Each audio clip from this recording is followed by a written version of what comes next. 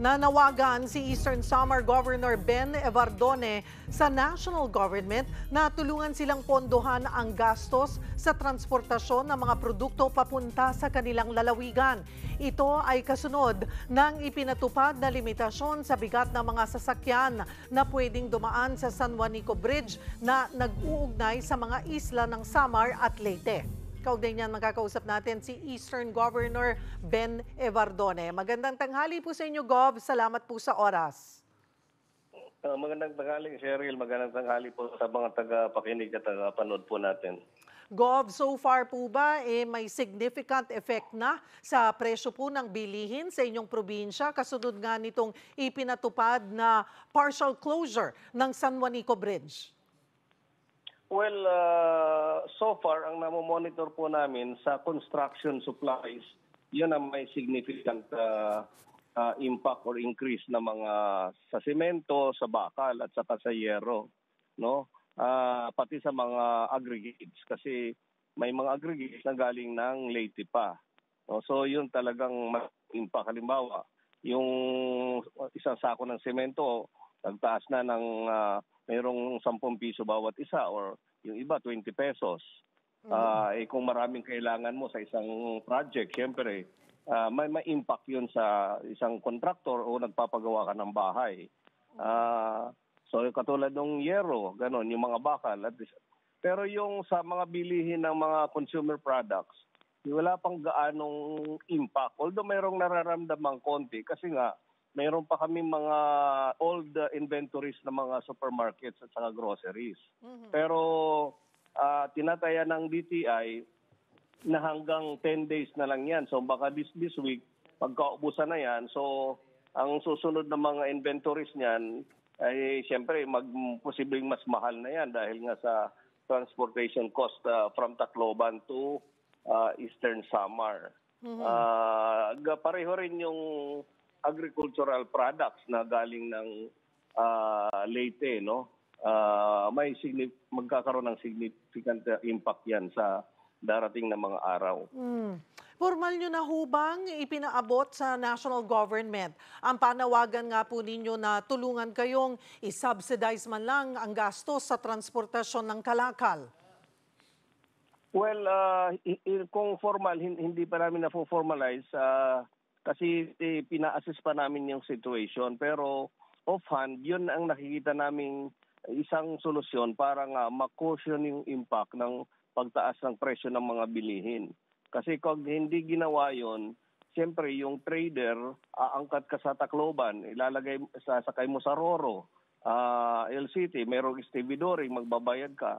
Tapos magbabayad ka sa Roro. Additional cost sa iyo. So ipapatong mo ngayon yun sa mga pinangkat mong sabons, etc. na consumer products, no? So yun ang nakikita namin. Sa Wednesday nga, nagpatawag ako ng Provincial Development and PDRR Council meeting. Inimbita namin yung taga-DTI, Department of Agriculture, Marina, PPA, DPWH, OCD, para mag-explain kung anong current situation. So after that, baka magdeklara kami ng state of calamity and then siguro nga magpasa kami ng resolution yung Provincial Development Council na formal na i-request na i-subsidize yung transportation cost ng mga paninda or mga goods na galing sa Tacloban pupunta sa amin.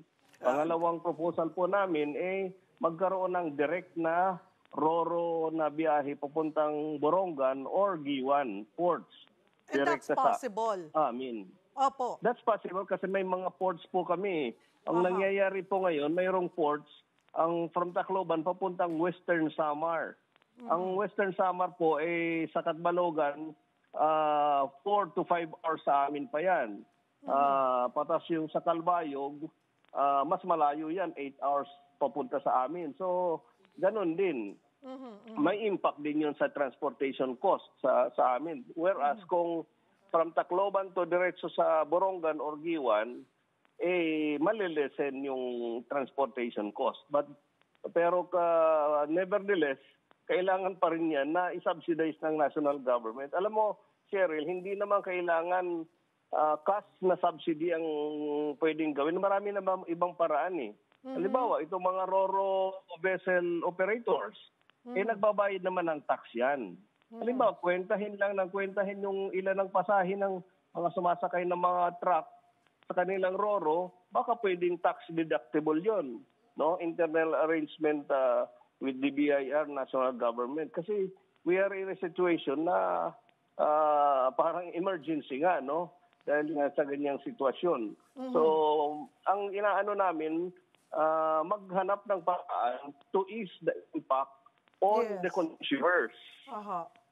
Yun pong sinasabi nyo na mayroon naman din ho palang port kayo, no, na pwedeng gamitin dyan sa Borongan at Giwan. Ano po ang gamit nito ngayon?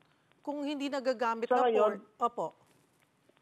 Sa ngayon, may mga commercial na dumadaong dyan, galing Cebu, yung iba galing, karamihan galing Cebu, galing Bicol, ganon. Pero mostly galing Cebu. So, pero wala pang biyaheng galing Tacloban. So, yun ang pwedeng magawa. In fairness sa PPA at saka sa Marina at saka sa OCD, nag-okay naman sila in principle sa request ko. Nakausap pa sila few days ago. Nag-okay na sila na magbiyahe yung mga RoRo. So naghahanap siguro sila ngayon ng mga LCT operators kung sino pwedeng bumiyahe sa direkta sa amin. Gov, sinabi din ho ni DPWH Secretary Manny Bonoan na posible lang naman abutin ng 3 to 4 months yung temporary retrofit works at pagkatapos daw ho ay itataas na nila yung load limit. Inaayos na rin daw yung pagtatayo ng parallel bridge. You think yung 3 to 4 months okay naman kakayanin na makasurvive ng inyong probinsya or talagang agad-agad po yung epekto nitong temporary closure nga po or partial closure nitong San Juanico Bridge pa rin? Well, sana nga, Sherry, no? Pero nakausap ko mismo yung DPWH Regional Director. Ang sabi niya, ang kailangan based sa kanilang consultant na structural engineer, total rehab talaga ng San Juanico Bridge na minimum 2 years yan, na 6 billion ang kailangan. Kasi kung papatsi-patsi lang yan, ay ganun din. Maya-maya siguro baka magsara din yan, hindi rin maayos ng repair, no? So, but nevertheless, kung maayos yan kahit temporarily 3 to 4 months, di magandang balita yan, ano? Pero still, may kakaroon pa rin ng impact yan. Siyempre, isang araw lang na biyahe ng mga goods, may impact na yan. How much more kung 3 months to 4 months yan? May impact sa amin yan. In the same manner na yung halimbawa, kopra namin, magbebenta kami galing sa amin papuntang Tacloban, imbis na malaki ang kikitain ng mga farmers, mababawas kita nila dahil nga may additional transportation cost sa oro. So may impact talaga yung halimbawa, mga root crops galing sa amin, kopra, ganun, banana, etc. Kahit yung mga fish products sa amin. Opo. Yung tuna na dinideliver namin sa amin, papuntang Jensa, dumadaan din ng ano. Nakakausap nyo na rin ho ba yung mga kapwa local government officials nyo po, hindi lamang po sa inyong probinsya, maging sa Western Samar at Northern Samar? Pare-pareho ho ba na yung inyong sitwasyon ngayon or idinadaing? Na-uniform yung namin sitwasyon, no? Ang worst na affected, ang Eastern Samar at saka Northern Samar. Pero yung Northern Samar, mayroon pa silang konting leeway dahil facing Bicol sila. So pwedeng from Matnog, from Bicol, yung mga goods nila diretso sa Northern Samar. Kami, malayo kami sa Bicol, malayo kami sa Tacloban, malayo kami sa Cebu dahil facing the Pacific kami. Yung Western Samar, yan ang pinakamalapit sa Tacloban. Kaya kami ho talaga ang medyo medyo disadvantage sa ganitong situation Eh, na nangyayari dito sa amin. Gov, ang Western Samar ay nagdeklara na po ng state of emergency. Nagpaplano na ang Northern. Kayo po sa Eastern Samar. Magbabase yan, Cheryl, ngayong Wednesday based sa assessment namin. Kasi pinatawag nga namin yung iba't ibang sektor at iba-ibang national government agencies na involved, no? Kasi hindi naman basta-basta tayo din pagdeklaran yan, no? Pag-aaralan namin kasi yung iba, halimbawa na mananawagan na mag-declare ng state of calamity or emergency para lang pagkaroon ng freeze ng presyo ng mga bilihin. Hindi naman ganun kasimple yung pag-freeze. Alam mo naman yan, Cheryl, sa economics. Pag nag-freeze ka, yung mga traders, hindi pwedeng magbenta na sa iyo, 'di ba? Idadalhin nila sa ibang magkakaroon ng kulang ng supply. Walang magbebenta kasi ako trader ako, hindi ako magbebenta ng palugi, 'di ba? Kung halimbawa may freeze yung presyo. So may balancing act kailangan gawin natin dito eh. So hindi tayo basta-basta. So magbabase yan sa mga reports sa ngayong Wednesday na pinatawag naming Provincial Development Council meeting. Bukod po sa panawagan ninyo na subsidy mula sa national government, ano pa ho yung gusto nating ipaabot sa kanila sa gitna nga nitong krisis dahil nga po sa San Juanico Bridge para po sa inyong probinsya, Gov? Well, yung pangalawa nga po sana, Cheryl, yung magkaroon ng direct na biyahe ng RoRo mula sa Tacloban papunta sa amin. Tapos yung pangatlo, siyempre, yung ponduhan talaga ng eksakto, yung repair ng San Juanico Bridge at saka kung maaari, maponduhan at masimulan na yung parallel bridge na binabalak ng national government for long-term purposes po yan.